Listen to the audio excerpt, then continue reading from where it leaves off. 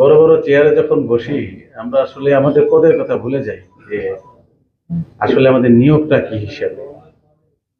আমরা কিন্তু public servant, servant of the state অথবা পাবলিক সার্ভেন্ট যেটাই বলি, তাই না? সার্ভেন্ট মানে কি? মানে যদি একদম ইয়া বাংলা বলেন রুক্ষ তাহলে বলবো চাকর, আর যদি ভালো করে বলেন তাহলে সেবক বা সেবাদাতা, তাই না? এইরকম, তাই না? কিন্তু আমরা আসলে অনেক সময় শাসক হয়ে যাই, তাই না? সেবাদাতা না হয়ে আমরা শাসকে পরিণত হই। তো আমি ব্যক্তিগতভাবে আমি চাই না আমি শাসক হতে। আমি এসেছি আপনাদের সেবা করতে,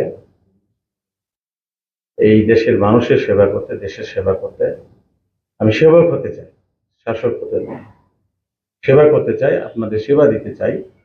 আপনারা সেবা প্রার্থী, আপনাদের সেবাও আমাদের দরকার আছে, আমার দরকার আছে, বা আমরা যারা পুলিশ আছি তাদেরও দরকার আছে। আপনারা জাতির বিবেক, সমাজের দর্পণ, তাই না? সাংবাদিকরা জাতির জাতির বিবেক, সমাজের দর্পণ।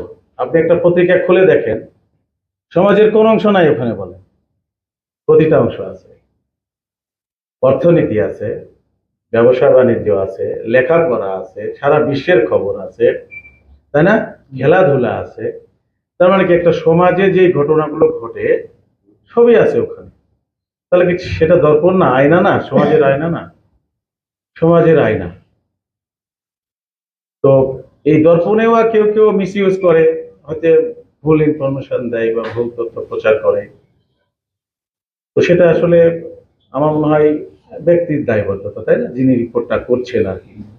কারণ আপনারা অনেক সময় যে রিপোর্ট দেখেন সেই রিপোর্টই প্রকাশ হয় না, তাই না? আমার জানা মতে অনেক সময় কাটছেড়া বা পরিবর্তন হয় আর কি। তো আপনারা যে রিপোর্ট করবেন সঠিক রিপোর্ট করবেন, ভালো রিপোর্ট করবেন, যেটা মানুষের পক্ষে যায়, মানুষের মঙ্গল হয় এটা। আর আমরা যারা আপনাদের সেবায় নিয়োজিত, যারা কাজ করি, কাজ করতে গেলে তো ভুলভ্রান্তি হয়, সেগুলোরও সমালোচনা করবেন, সেগুলোও করবেন। আসলে নিজের ভুলটা নিজে তো ধরা যায় না।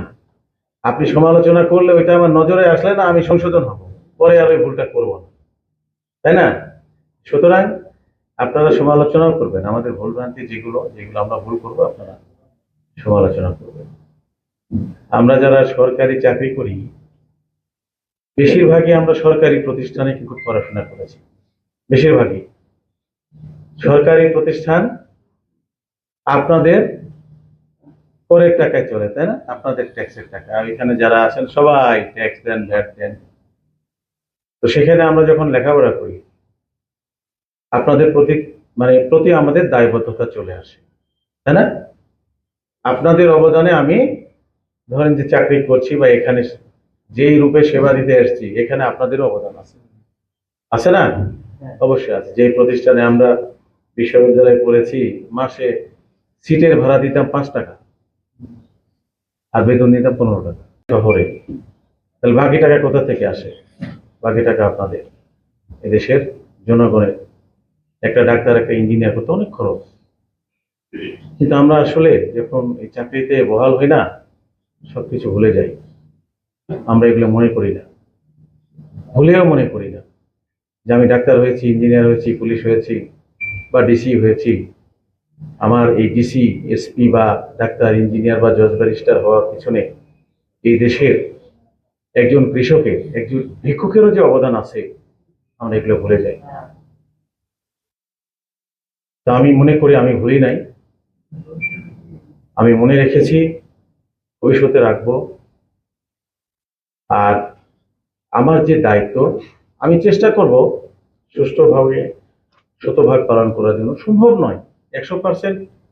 কোনো কিছু বিজ্ঞানের থিওরিতেও কিন্তু 5% এরর ধরা আছে, যে 5% ভুল হতে পারে। সুতরাং আমি তো মানুষ, আমার পক্ষে 100% পারফেক্টলি কাজ করা অসম্ভব। ভুলভ্রান্তি হবে, আপনারা এগুলো তুলে ধরবেন। আমার সদস্য যারা আছে জেলায়, আপনাদের এখানে কাজ করেন, আমার সহকর্মী যারা, তাদেরও ভুলভ্রান্তি হতে পারে। তো এই ভুলভ্রান্তির জন্য ছোটখাটো ভুল যেগুলো, এগুলো একদম ডাইরেক্ট রিপোর্ট না করে আমাকে জানালে যে এসপি সাহেব এই ঘটনা, আপনার এই সদস্য এটা করেছে, আপনি ব্যবস্থা নেন। একটু আমাকে জানান, আমি ব্যবস্থা নিই কিনা। যদি ব্যবস্থা না নেই, আপনি আপনার কাজ করেন। কিন্তু আমাকে যেহেতু ব্যবস্থা নেওয়ার মতো আমার আছে সুযোগ, আমাকে বোধহয় একটু বললে, জানালে বেশি ভালো হতো। আমি সেক্ষেত্রে ব্যবস্থা নিতে পারতাম।